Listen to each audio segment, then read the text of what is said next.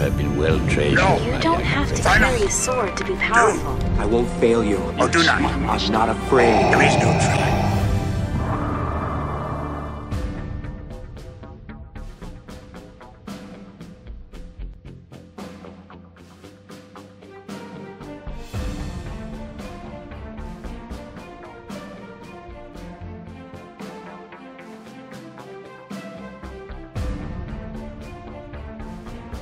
Hello everyone and welcome back to the Chance Cube coverage of the 2018 World Championship of Star Wars Destiny.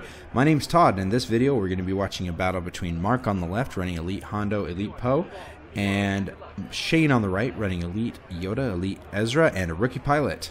The eYoda pilot deck we have seen on the stream before, and so it'll be fun to see that again.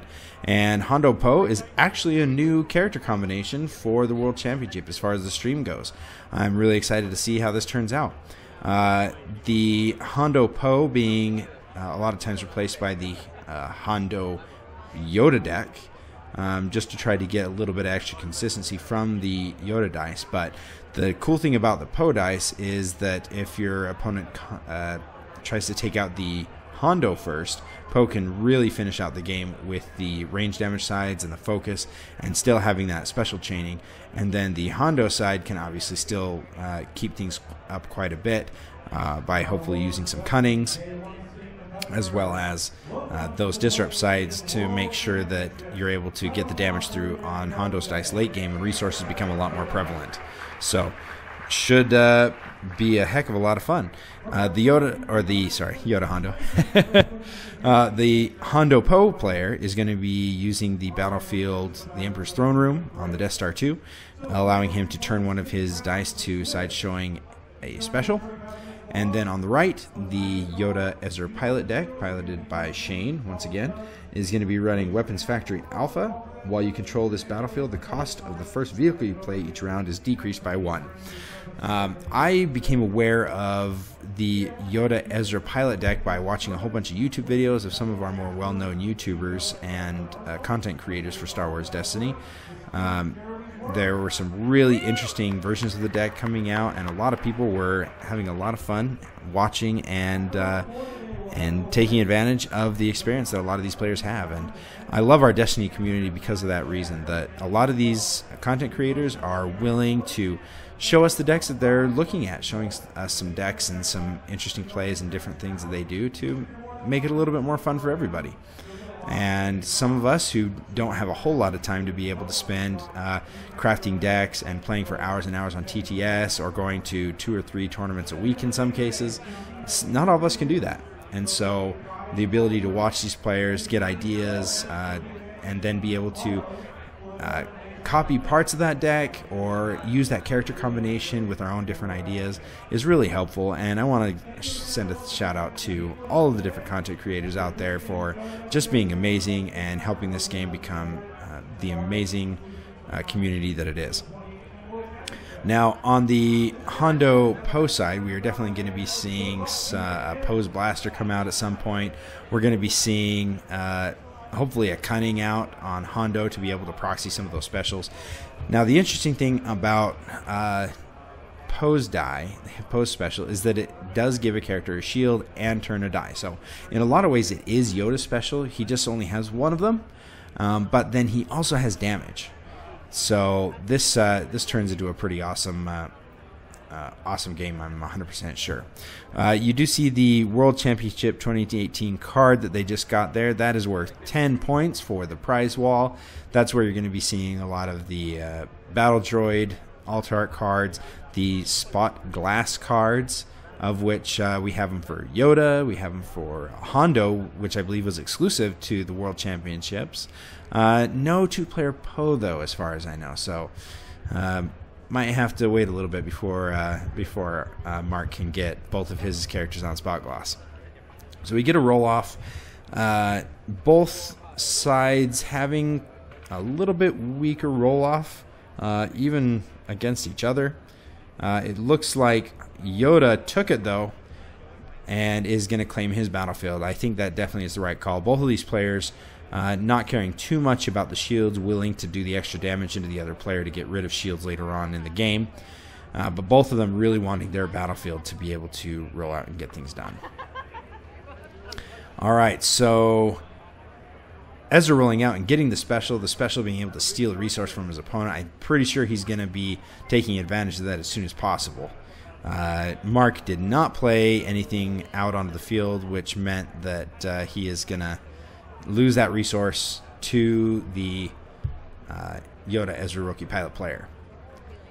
So that's going to put Shane up pretty far. I definitely see that he's got at least one vehicle in his hand, and sure enough, he plays Rally Aid. So on top of having the Weapons Factory Alpha, if he's able to Rally Aid one of his 3-cost vehicles, he's actually going to get that for free because he does have the Battlefield Weapons Factory Alpha. So we see some rolling off going on. Not a whole lot of threat from the vehicle side on Shane. Interesting. eHondo getting C-3PO out. So both of these decks are probably going to be running C-3PO in their decks. This is going to be a really big target for a Vandalized play, of which both of these decks could easily have. So, actually, I'm not so sure. eHondo doesn't always concern itself with getting rid of cards with Vandalize, but it can definitely be a really good spicy play. So, but I definitely know that Shane, the vehicle deck often does run Vandalize, and that's because he does have 5 character dice. We did see an R2-D2 get played out onto the field by Shane. The new version of R2-D2 that has 0 blanks and it has some really good abilities. We're getting a little bit of damage early on onto eYoda. eYoda is the consistency of the deck. eZra is really there to help you with the spot yellow characters for cards such as Easy Pickings, or possibly even Electroshock could be played, but I think Easy Pickings is usually over the top. Over the Electroshock as far as what card you put in your deck if you have to choose between the two. Shane getting really lucky on the Rally Aid and getting that Fang Fighter out on the board and then rolling the damage. A Fang Fighter seems to always roll the damage. In my experience, he tends to get that a lot. We see a ePoe special chain into the Hondo special to be able to remove a resource. So the resource that eZra stole earlier, Hondo's able to steal right back, so he does have Easy Pickings online again. I did see that in Mark's hand, so it should be interesting to see if he's able to get that played off or not. Shane on the other side, discarding a Force Illusion to re-roll. I believe that was the last card in his hand. It was a really hard call to do, but he really wants to try to get something out of those eYoda specials.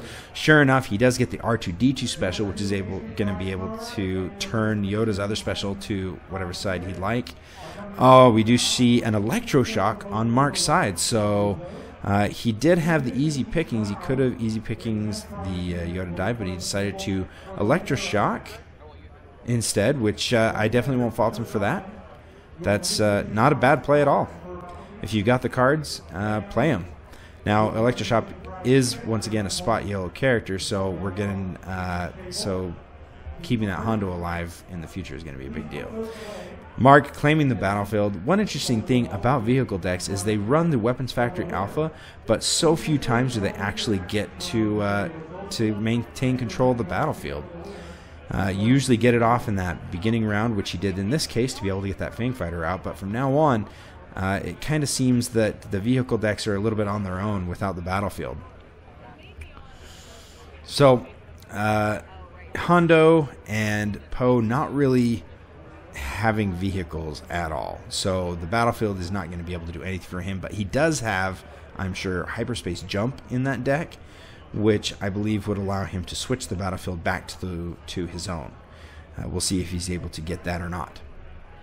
So the vehicle side of things on Shane, he's going to be using the eZra specials and the eYoda specials to be able to get resources like crazy, to be able to play as many of those vehicles as he can. I see a pin down.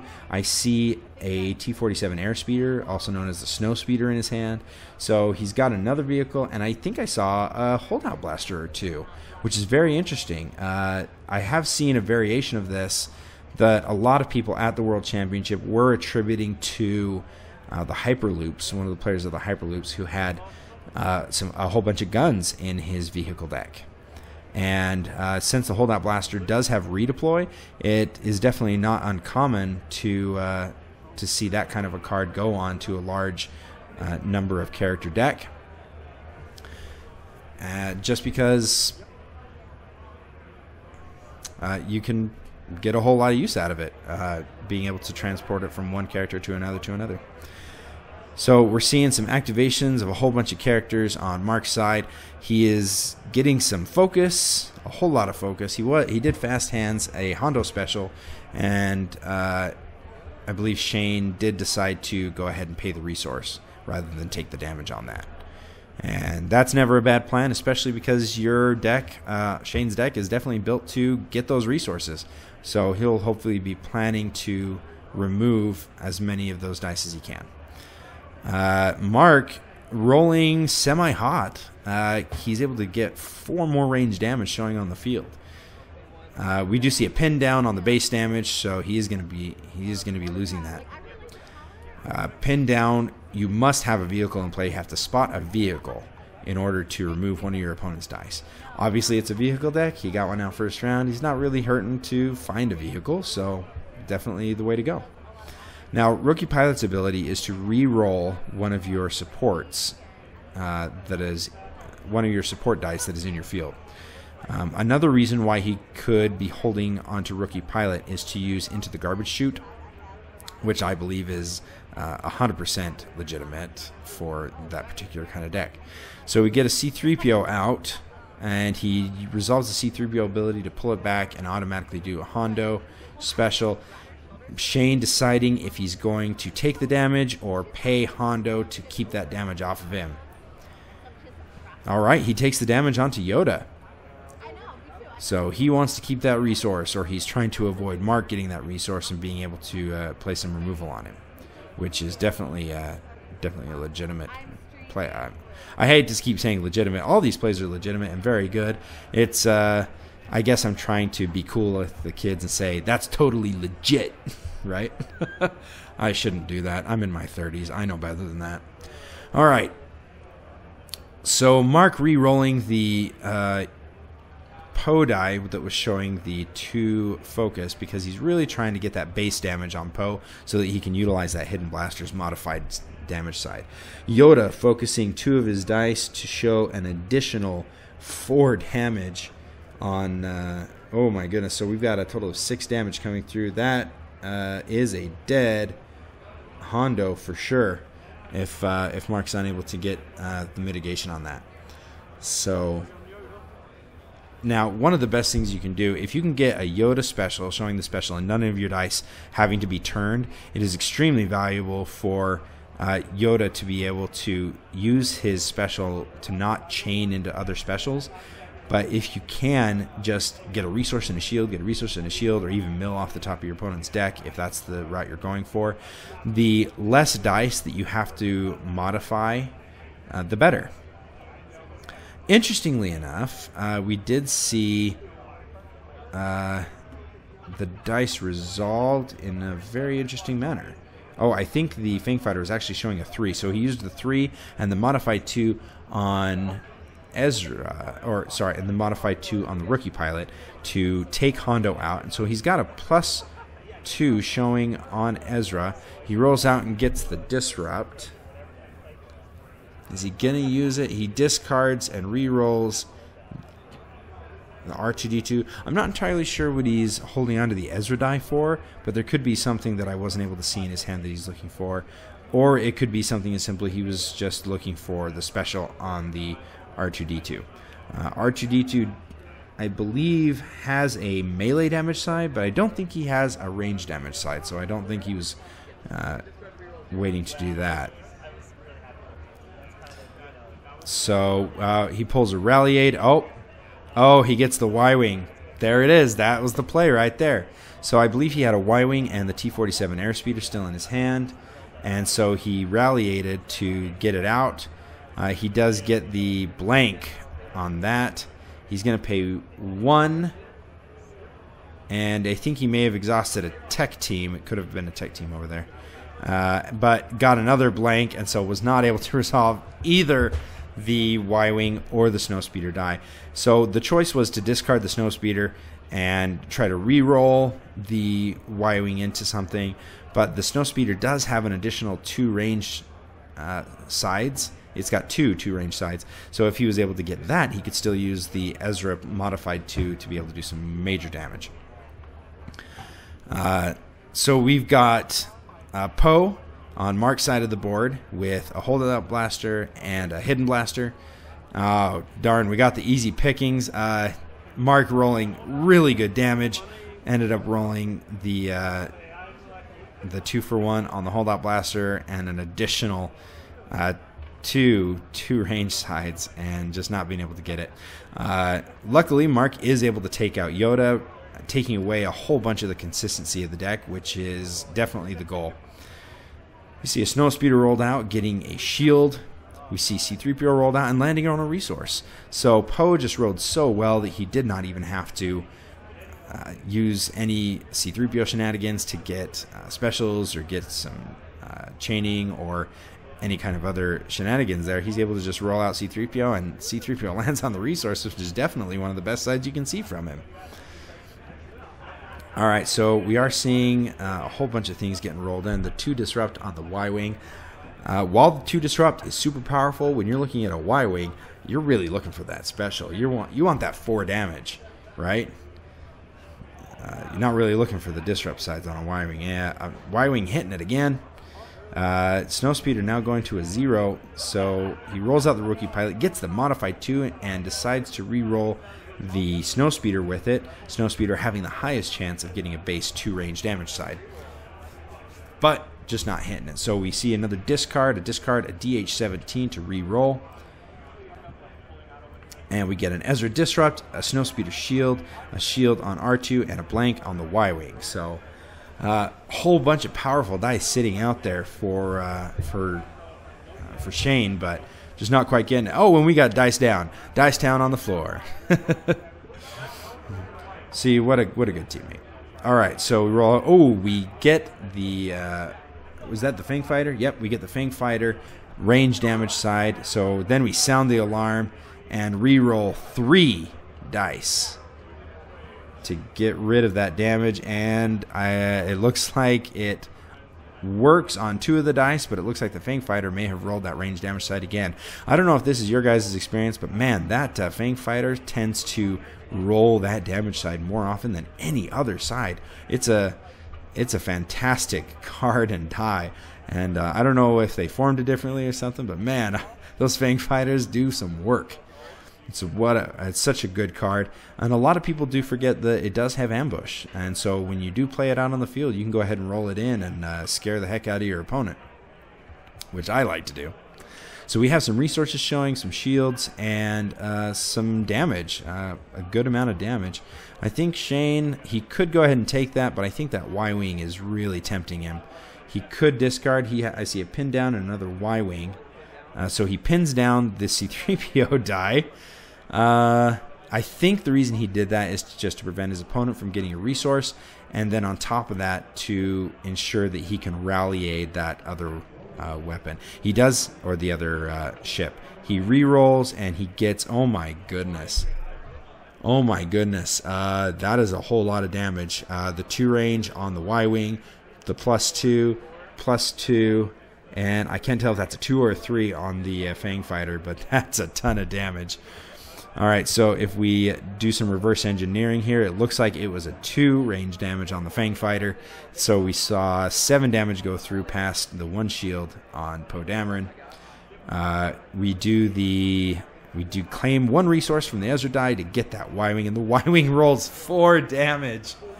7, 8, 9, 10, 11. That is the end of the game. That is what vehicles can do.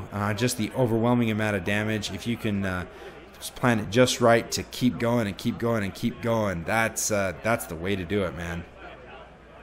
What a fantastic game. Congratulations to both of these players making it into the World Championship. So this is day 3 of the preliminary sets, also known as day 1C. This is the first round. So Shane's going to be moving on to the next round. Mark going to be moving on to play someone else who missed their first round. But both of these players easily still have a great chance to be able to make it into day 2. And hopefully we'll see both of these players later. We'll catch you guys next time.